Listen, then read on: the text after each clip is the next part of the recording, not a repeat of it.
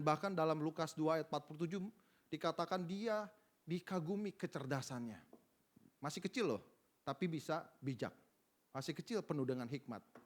Jadi kita semua tidak terkecuali siapapun bisa menjadi pribadi yang bijaksana. Amin. Dalam Amsal 2 ayat yang ke-11 dikatakan kebijaksanaan akan memelihara engkau, kepandaian akan menjaga engkau. Ayat 12 saya lanjutkan, supaya engkau terlepas dari jalan yang jahat, dari orang yang mengucapkan tipu muslihat, dari mereka yang meninggalkan jalan yang lurus dan menempuh jalan yang gelap. Nah, kebijaksanaan itu sangat penting saudara-saudara, karena akan memelihara hidup kita. Orang yang bijaksana dalam pikiran, dalam perkataan, mereka adalah orang-orang yang bisa menjaga hidupnya. Dan terlepas dari jalan yang jahat, orang yang mengucapkan tipu muslihat. Hari-hari ini dunia semakin jahat. Kita nggak tahu yang mana yang benar, mana yang tipu muslihat. Benar ya? Bahkan juga banyak orang dunia mencari orang pinter. Benar ya? Ya, orang pinter itu dipercaya orang yang punya hikmat, yang dari atas. Tapi kita orang-orang Kristen, anak-anak Tuhan, kita mencari Tuhan. Amin. Karena Tuhan yang akan memberikan kepintaran. Bukan kita cari orang pintar, tapi kita yang jadi pintar. Amin. Dan kepintarannya itu dari Tuhan, bukan dari siapa-siapa. Ya, dan itu akhirnya mengalihkan kita, menjauhkan kita pada tipu muslihat. Beragam-ragam cara dunia untuk menjebak kita, menjatuhkan kita. Tapi kalau kita punya hikmat, kalau kita punya kebijaksanaan, pasti kita akan terlepas, luput daripada tipu muslihat itu. Amin. Baik, slide berikutnya. Bijaksana artinya dalam KBBI yaitu kepandaian menggunakan akal budinya atau kecakapan bertindak apabila menghadapi kesulitan dan sebagainya. Jadi setiap dari kita punya akal budi. Amin. Ya, tapi apakah kita pakai atau enggak? Kita gunakan secukupnya, kita gunakan pada tempatnya, kita gunakan itu untuk kehidupan kita atau enggak? Ya, kita punya akal budi, tapi problemnya kadang-kadang kalau lagi emosi kita nggak pakai akal budi kita, benar ya? Kalau emosi atau lagi naik darah, akhirnya kita jadi orang yang nggak bijak. Apalagi kalau kita mau latar belakang kita pride, kebanggaan, mau sombong, akhirnya kita nggak lagi jadi orang yang bijaksana. Setiap kata-kata kita menjadi kata-kata yang kosong. Yang kedua, kemampuan untuk memahami dan menangani kehidupan dengan cara yang benar dan menghasilkan damai sejahtera yang sejati. Kita perlu kemampuan saudara-saudara untuk memahami. Oleh sebab itu untuk memahami kita perlu mendengar dulu. Dari mendengar kita dapat hikmat untuk menjawab dan dengan cara yang benar. Kita pakai cara yang benar. Ya, 1001 cara kita bisa pakai saudara-saudara. Tapi apakah cara itu benar atau enggak? Atau cara itu hanya baik aja atau benar? Karena baik itu belum tentu benar. Kelihatannya baik ya orangnya, kelihatannya santun, kelihatannya tapi dengan cara yang salah. Dia menggunakan kepandaian dengan cara yang salah. Dan hilirnya, goalnya adalah menghasilkan damai sejahtera. Kalau kebijaksanaan dari Tuhan, pasti ujungnya adalah damai sejahtera. Bukan percecokan, bukan jadi tambah masalah. Ada loh saudara, orang yang coba memecahkan masalah, akhirnya lama-lama masalahnya bukannya makin selesai tapi makin ruwet. Ya, pernah gak kita tanya sama orang nih, cerita, saya punya masalah gini-gini. Lalu dia kasih masukan, bukannya tambah selesai masalahnya, kita harus pikir iya ya kok makin lama makin ribet juga nih, gitu kan. Nah kalau orang-orang penuh dengan kebijaksanaan dia harus bisa simplify, ya harus bisa menyederhanakan masalahnya. Pertama kita harus penuh dengan kebijaksanaan untuk simplify problem kita. Menyederhanakan masalah kita. Saya pernah khotbah aja. Albert Einstein tahu ya rumus atom.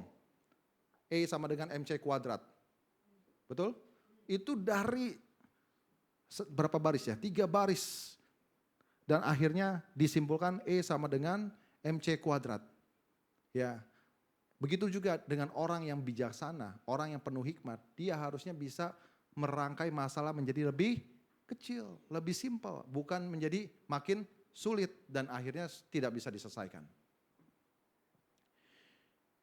Selanjutnya, mari kita baca bersama-sama Lukas 2 ayat 52. 1, 2, 3. Dan Yesus makin bertambah besar dan bertambah hikmatnya dan besarnya dan makin dikasihi oleh Allah dan manusia. Yesus makin bertambah besar. Kita kan dalam tahun mencontoh, meneladani Tuhan Yesus. Apa yang dikatakan dalam Lukas 2 ayat 52?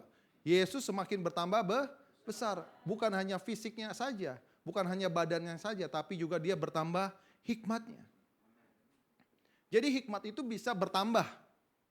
Betul ya? Karena ayat ini dengan jelas katakan bahwa bertambah hikmatnya.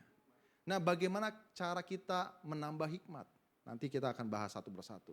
Tapi kita lihat di sini Yesus itu menambah hikmatnya. Dia bertambah hikmatnya dan besarnya. Besar di sini kemuliaannya.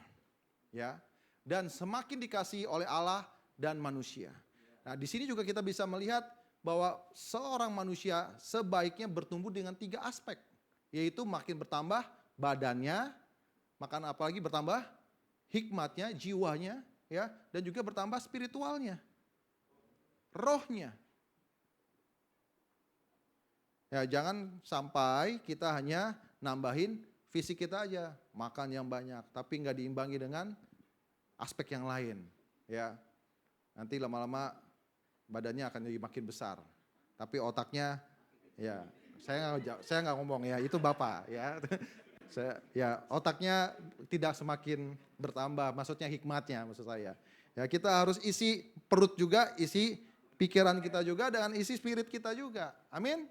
Hari ini Bapak Ibu duduk di tempat ini untuk 3 hal, ya 3 hal, benar gak? Untuk mengisi pikiran, jiwa, akhirnya kita melihat, apalagi tadi WL ya, mengajak terus untuk kita merenungkan hidup kita, itu kan lagi mengisi jiwa kita. Dan kita lagi mengisi spirit kita dengan memuji, membesarkan nama Tuhan. Dan terakhir nanti pas pulang juga mengisi perut kita. Ya, walaupun belum terisi penuh ya, baru roti aja. Ya. Tapi 5 roti 2 ikan kalau didoakan aja bisa makan 5.000 orang. Ya. Roti yang 1 bungkus itu dibawa nanti Bapak doakan. Ya, bisa memenuhi perut kita. Amin. Lanjut. Nah, apa yang diteladani oleh Yesus? Apa yang harus kita belajar dari Yesus? Dia cakap mengajar. Lewat perumpamaan, lewat parabel, cerita pendek, ya, bahkan dengan kata-kata yang direct. Tuhan bisa pakai cara-cara dia untuk mengajar. Ya, dan cara yang mengajar ini efektif. Jadi kalau diurai, sebenarnya apa yang mau disampaikan sama Tuhan Yesus itu kan dari atas, dari surga. Dia mau menceritakan tentang kerajaan Allah kepada manusia yang terbatas. Tapi dia bisa mensimplify itu, menyederhanakan itu dalam bentuk perumpamaan, sehingga orang-orang yang dengar itu pada saat dia ungkap arti dari perumpamaan, oh ternyata begitu ya artinya. Cakap mengajar. Nah, kita juga sebagai anak-anak Tuhan, kita bisa meneladani Yesus. Ya, dimanapun, apapun posisi kita yang mengajar, ataupun sekalipun kita adalah ibu rumah tangga, kita juga harus punya cakap mengajar, saudara-saudara. Amin. Karena sekarang masalah anak-anak itu beda-beda. Nggak seperti kayak masalah kita yang dulu, benar ya? Karena kan sekarang sudah ada gadget, ya mereka bisa melihat dunia. Kalau dulu kita hanya taunya main gundu ya Pak ya, main layangan. Taunya itu aja. Paling masalahnya apa? Kepanasan, mimisan gitu ya. Kalau sekarang masalahnya udah beraneka ragam karena dia bisa melihat dunia. Nah, kita juga sebagai ibu-ibu harus cakap mengajar. Bener ya? Kalau salah ngajar bisa sakit hati, kepahitan. Salah ngajar apalagi? Ya. Terus akhirnya dia juga salah jalan. Jadi kita harus cakap mengajar. Bapak-bapak juga cakap mengajar. Ya, kita harus meneladani contoh dari Tuhan Yesus. Dia juga dipercaya sebagai pribadi yang dapat problem solving, memecahkan problem, memecahkan masalah. dan memutuskan dengan adil. Ya, masih ingat di antara murid mereka lagi ngobrol, siapakah yang terbesar di antara kami? Tuhan Yesus dengan gampang sekali menjawab, mau yang jadi terbesar? Ayo melayani. Ya, menjawab sekaligus mendorong orang untuk melakukan sesuatu. Wow, out of the box. Pikirannya itu di luar daripada yang pernah dipikirkan oleh manusia. Nah, kalau kita mau punya cara pikir, cara pandang dan cara memecahkan masalah seperti bagaimana Tuhan Yesus, kita harus minta kebijaksanaan itu dari Tuhan. Amin. Ya, akhirnya nanti orang-orang di kantor kita dilihat, kok ini orang berbeda ya. Ya, Titus 2 itu ayat 12, ya, itu mengatakan bahwa kita yang udah dipanggil sama Tuhan, yang udah menerima kasih karunia, itu ayat yang 11, kita itu harus meninggalkan kefasikan, kecemaran duniawi, sehingga kita bisa hidup bijaksana, adil, dan beribadah. Kalau nggak percaya buka aja Titus 2 ayat 12 ya. Sehingga ayat 15 ternyata ada kelanjutannya. Sehingga yakinkanlah orang dengan kewibawaanmu. Orang yang bijaksana pasti orangnya wibawa. Yakinkanlah orang dengan kewibawaanmu. Karena orang akan melihat loh, ini dia bisa jadi problem solving. Semua orang pikir, pergi pusing gimana caranya begini, gimana caranya menghadapi problem dari perusahaan, bagaimana caranya menghadapi problem keluarga. Tetapi ada aja cemerlang idenya, ya kan? Akhirnya orang melihat, memandang, dan dia makin menghormati kita, mempunyai kewibawaan. Orang makin yakin dengan kewibawaan kita. Lalu ketiga, kita juga bisa mencontoh Yesus bagaimana menjawab pertanyaan orang. Pertanyaan dengan kalimat-kalimat hikmat. Ya, karena kita punya perbendaharaan pengetahuan. Ya, jangan kalau kita ditanya orang, kita nggak tahu apa-apa. Seperti katak dalam tempurung. Tapi kita harus bisa pikiran kita terbuka lebar, luas. Karena kita penuh dengan ilmu, pengetahuan. Terutama apalagi kita yang sering baca firman, kata-kata yang keluar, jawaban-jawaban yang keluar itu adalah jawaban-jawaban yang membangun. Tahu gak motivator-motivator dunia, kalau kita lihat quotes-nya, itu tuh berasalnya akarnya itu dari ayat-ayat loh sebenarnya, ya kan? Ya cuma dia tinggal tambahin dikit, tanpa dia menghilangkan, kalau dia nggak percaya Tuhan Yesus, dia menghilangkan kata-kata ketuhanan, tapi sebenarnya adalah sudah ada di dalam Alkitab. Bagaimana cara menjawab orang? Ya, lalu cerdas dalam menjawab. Karena kadangkala orang itu bertanya bukan karena mau bertanya sesungguhnya, tapi mau mempertanyakan. Ngetes gitu kan, oh ini orang punya ilmu gak nih, otaknya ada isinya apa kosong nih, dia nanya, ya kan, ya dia mau jebak bahkan, ya dan seringkali Yesus itu seperti itu oleh orang-orang Farisi, ya dijebak. Tuhan, apakah engkau boleh menyembuhkan orang sakit di hari yang Sabat? Wih, Tuhan Yesus dengan penuh hikmat dia bilang gini, kalau ada dombamu ya masuk ke lobang, lalu itu ada hari Sabat, lu mau tolongin atau enggak? Iya sih tolongin katanya. Ya udah, kenapa saya harus nggak tolongin orang yang sakit sebelah kanan tangan kanannya katanya gitu kan? Apalagi tuh, ya. Dan juga kita lihat Yesus itu seringkali juga tidak menjawab problem dan akhirnya dia menyingkir karena dia penuh dengan hikmat. Ya, barangkali Yesus pergi dari situ karena dia tahu orang yang bijak itu knows the moment, tahu waktunya. Dan dia ditulis di Alkitab ya, karena itu belum waktunya. Ya, enggak serta-merta orang kalau yang tahu menjawab, dia langsung jawab. Menjawab pertanyaan itu bisa dengan tidak menjawab pertanyaan. Karena tahu itu jawaban adalah untuk menjebak dia. Ya, amin. Tahu dari mana menjebak? Karena dapat hikmat. Ya, oke. Dan bahkan dia menjawab pertanyaan dengan pertanyaan. Dia tanya, ahli Taurat bertanya begini. Tuhan Yesus, baptisan Yohanes Pembaptis itu dari sorga atau dari dunia, dari manusia? Nah itu tanyaan menjebak. Kalau Tuhan menjawab salah satu, mereka langsung bisa menilai. Tapi dengan penuh hikmat, Tuhan Yesus menanyakan kepada mereka, menurut kalian apakah itu dari dunia atau dari sorga? Dan mereka tidak bisa menjawab. Akhirnya jawaban mereka tidak tahu. Gitu. Orang yang penuh dengan hikmat, dia sanggup menjawab pertanyaan dengan pertanyaan. Karena dari pertanyaan yang kita kembalikan, kita bisa tahu nih motivasi orang itu apa sebenarnya. Ya kan? Kita bisa lagi ngecek juga. Dia screening kita screening balik gitu kan. Tanya. Ya. Kalau kita terjebak langsung menjawab, hati-hati.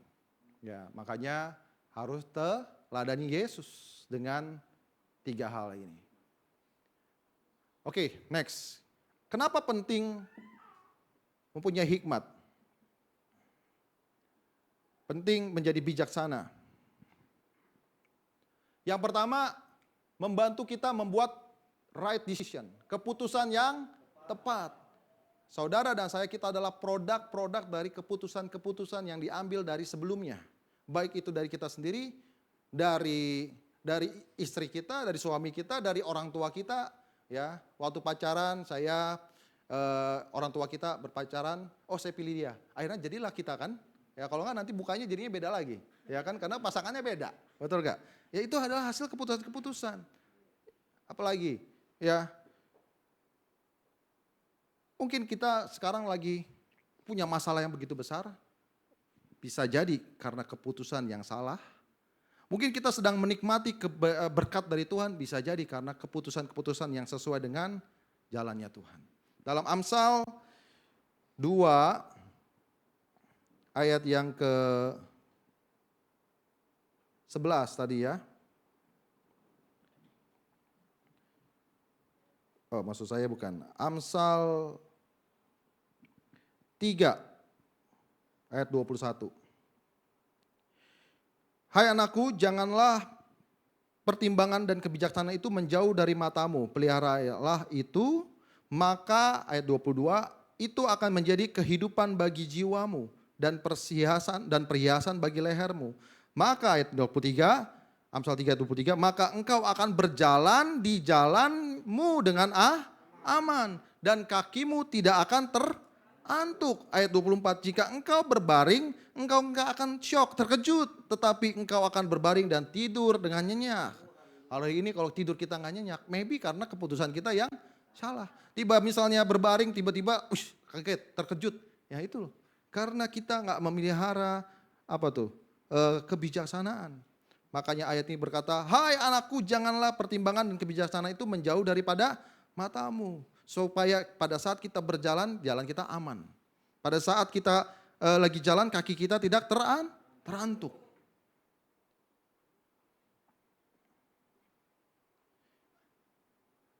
Pada saat kita diperhadapkan oleh berbagai keputusan. Karena setiap manusia, setiap harinya itu diperhadapkan oleh ratusan keputusan. Mulai bangun tidur, sampai akhirnya kita tidur lagi, itu diperhadapkan oleh berbagai keputusan. Benar ya?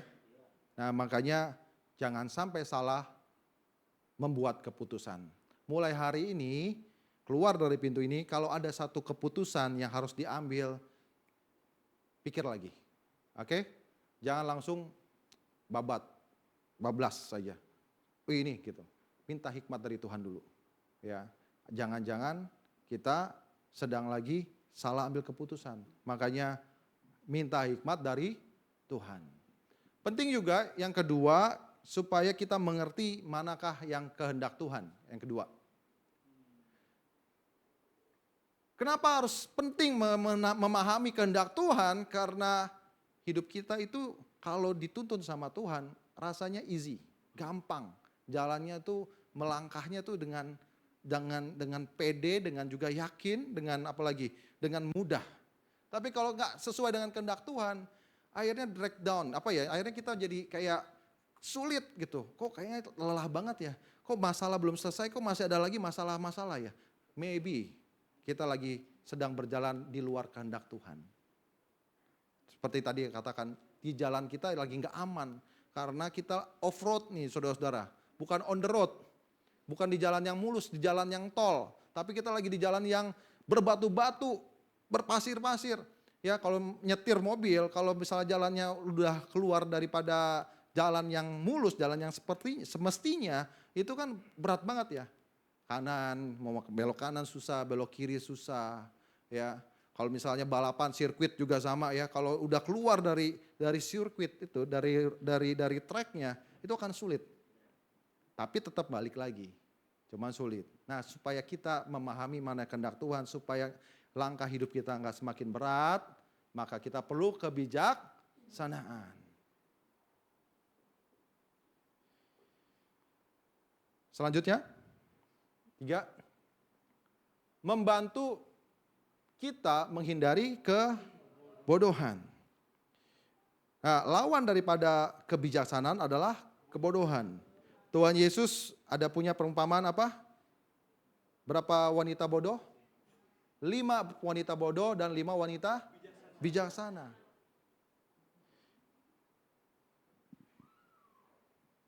Lalu orang yang bodoh, dia tidak bisa melihat berpikir dengan menggunakan hikmat. Oleh sebab itu, kita perlu hikmat supaya menghindari kita dari kebodohan. Kebodohan itu bisa macam-macam, saudara-saudara. Ya, saat kita nggak lagi mau mendengar perintah Tuhan, kita nggak mau takut lagi sama Tuhan, kita menjadi orang-orang yang seakan-akan bodoh. Ya, terus orang yang bodoh itu biasanya adalah orang yang nggak mau dengar nasihat orang lain. Ya, orang-orang yang menutup kupingnya bagi nasihat dari orang lain. Nah, kita perlu kebijaksanaan itu. Biasanya orang yang penuh dengan nasihat, maksud saya penuh dengan nasihat, dia akan bisa menasehati orang. Ya, tapi kalau orang yang isinya tidak ada nasihat di dalam pikirannya, pada saat orang datang ke dia menjadi orang yang nggak tahu apa-apa. Ya, maka sebab itu untuk menghindari kebodohan kita perlu kebijaksanaan. Amin. Keempat, kebijaksanaan menolong kita menjadi pribadi yang produktif.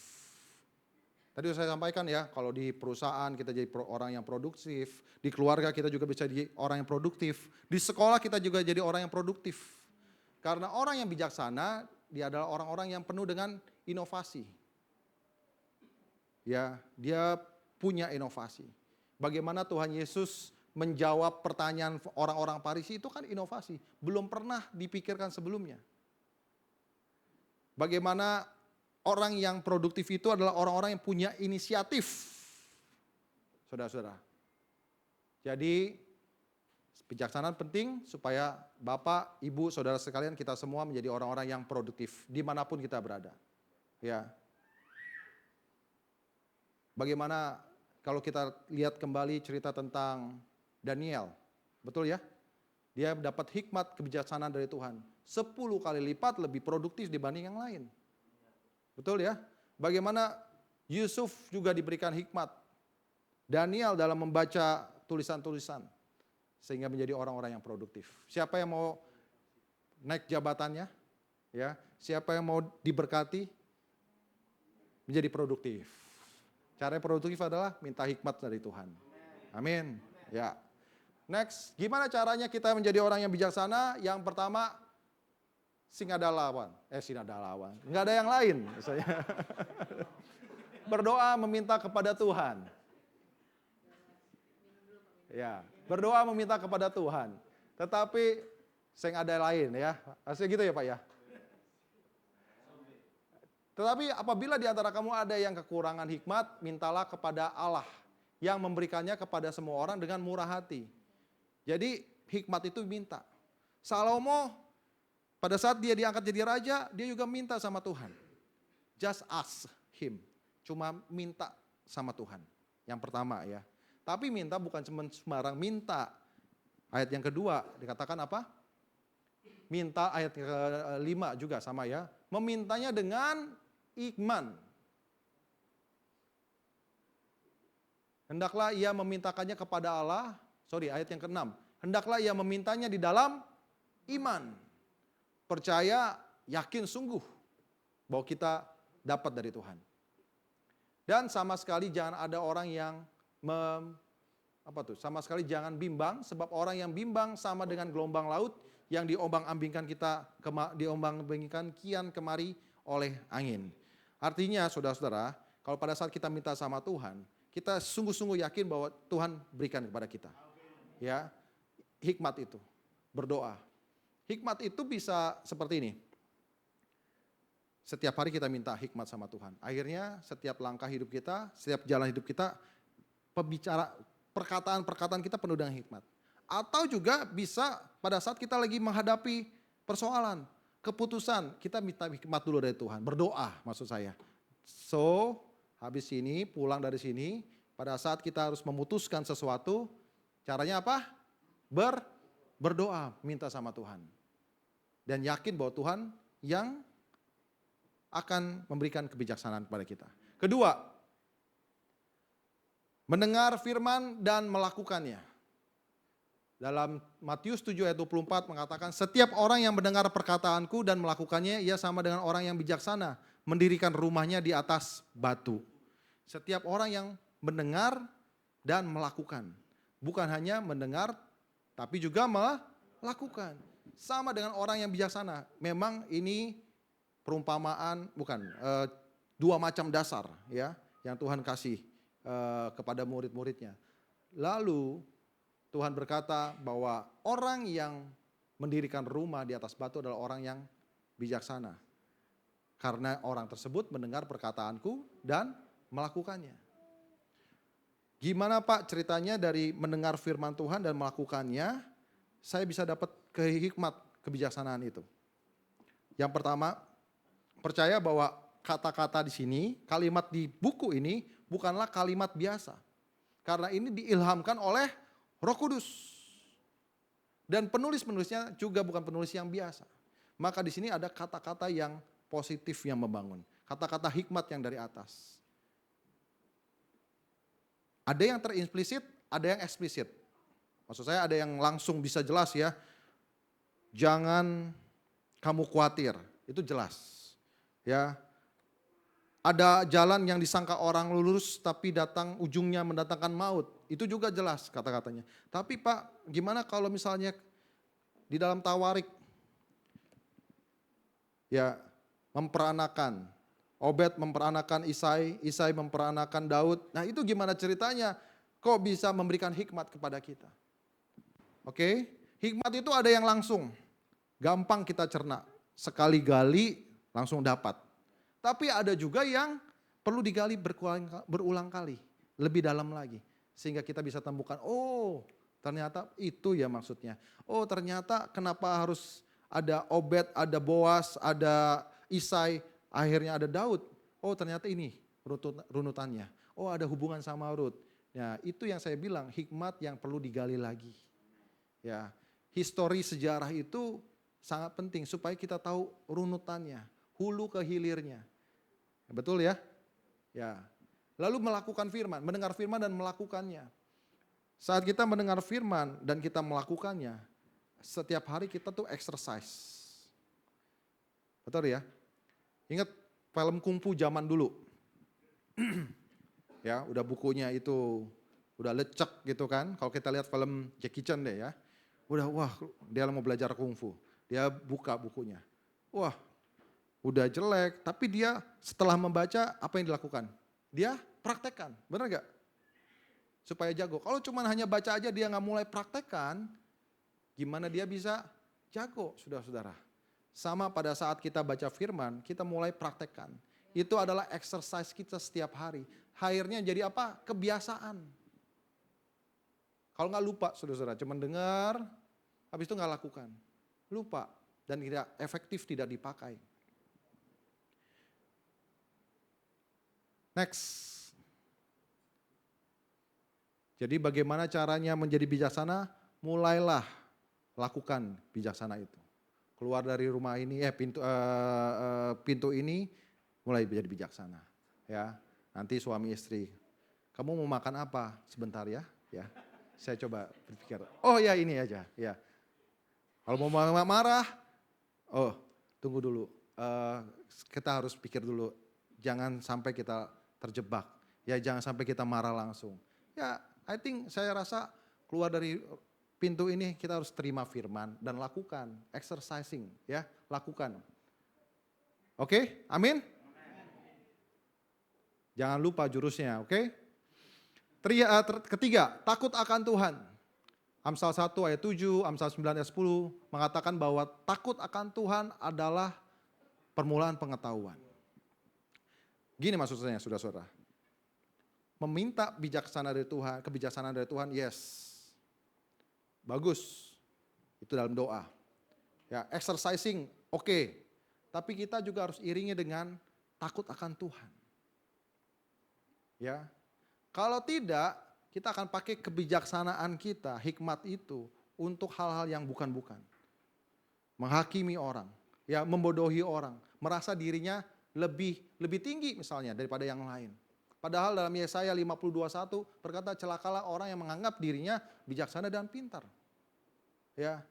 Malah dalam 1 Korintus mengatakan, sebab kamu suka sabar terhadap orang bodoh karena kamu begitu bijaksana. Orang yang takut akan Tuhan, dia dalam mempraktekkan firman Tuhan, dia punya kaidah-kaidah, saudara-saudara. Tahu, oh harus begini, lakukan. Kalau Tuhan juga bicara sama dia lewat firman, kamu putuskan A deh, jangan yang B. Karena dia takut akan Tuhan, dia lakukan. Kalau dia nggak takut akan Tuhan, tetap aja dia terobos. Ya kan? Jadi kebijaksanaan perlu takut akan Tuhan, supaya dia bisa menjadi peka terhadap suara Tuhan dan dia obey, taat sama apa yang Tuhan suruh lakukan. Percuma kalau nggak takut akan Tuhan, orang pintar tapi nggak takut akan Tuhan. Jadinya, wow, tahu ya, kepintaran itu aja. Nah, ini ada dokter, kedokteran itu bisa dipakai hal yang sangat positif. Tapi kalau orang-orang yang tidak bertanggung jawab dan tidak takut akan Tuhan, itu bisa jadi yang negatif.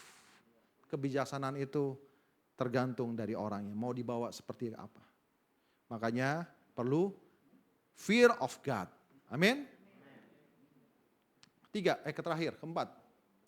Belajar, mendengar dan belajar. Amsal 1 ayat yang kelima, ini ayat 1-6, gak usah baca semua, yang kelima.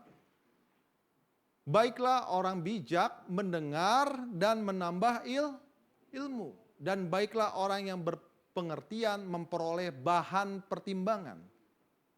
Jadi kita perlu belajar juga, menambah ilmu. Dari siapa? Dari orang lain yang lebih bijaksana, dari firman Tuhan, dari segala yang kita baca, buku, itu harus kelihatan.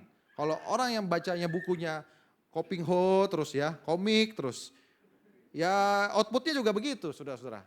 Tapi kalau kita bacanya buku-buku yang bergizi, yang isinya sangat baik ya buat diri kita, itu pasti outputnya baik.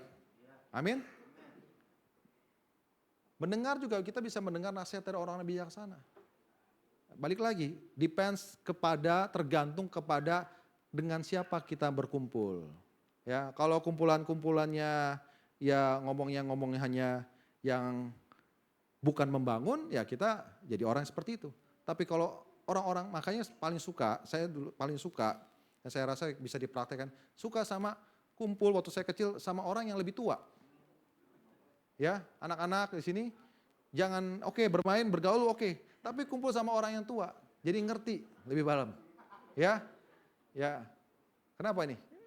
Apa jadi ketuaan nanti? Enggak ya. Ya, biar kita tambah hikmat, biar belajar supaya memperoleh bahan pertimbangan. Nah, bahan pertimbangan juga penting kalau kita nggak pernah baca, dengar, belajar, saudara-saudara. Contoh ya, dari newspaper, dari koran. Kita baca, situasi ekonomi sedang begini. Akhirnya kita dapat bahan pertimbangan. Kalau kita jadi orang, hikmat dari Tuhan, tapi kan juga hikmat kita bisa lihat bahan pertimbangan. Ya, hari ini saya harus belanja atau enggak ya? Saya harus lebih hemat atau enggak? Ekonomi lagi begini, itu kan bisa lihat menjadi bahan pertimbangan. Makanya harus banyak-banyak dengar.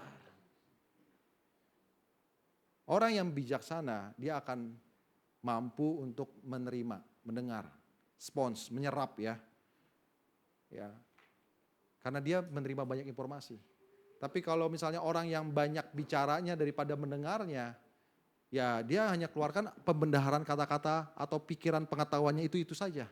Tapi dia nggak pernah upgrade gitu loh saudara-saudara. Nggak pernah cari tahu, cari ilmu. Tapi orang yang mendengar, oh ada gini ya, tambah terus akhirnya belajar. Dan keempat hal ini kalau kita lakukan bersama-sama, percaya bahwa saudara dan saya kita menjadi orang-orang, anak-anak Tuhan yang bijaksana. Amin. Mulai praktekkan, jangan cuma aminkan saja, tapi keluar dari rumah ini, rumah Tuhan ini, pintu ini, harus praktek. Jadi orang yang bijaksana. Live as Jesus live. Ya. Oke. Inilah firman Tuhan, ya, biar kita semakin kuat, semakin dibangunkan oleh firman Tuhan yang kita dengar dan kita harus lakukan. Amin. Mari saya undang kita untuk berdoa, tundukkan kepala. Tuhan Yesus, bersyukur untuk firman yang telah hadir, telah kami dengarkan. Biarlah firman ini Tuhan bukan hanya menjadi informasi saja, tetapi benar-benar menjadi rema Tuhan dalam hidup kami. Tuhan, kami mau mencontoh, meneladani Engkau Tuhan Yesus sebagai sosok yang bijaksana, penuh dengan hikmat. Biarlah kami pun juga menjadi pribadi-pribadi yang penuh dengan hikmat Tuhan. Tuhan, kami tidak mau lagi menjadi orang-orang yang bodoh, tapi kami menjadi orang-orang yang bijaksana.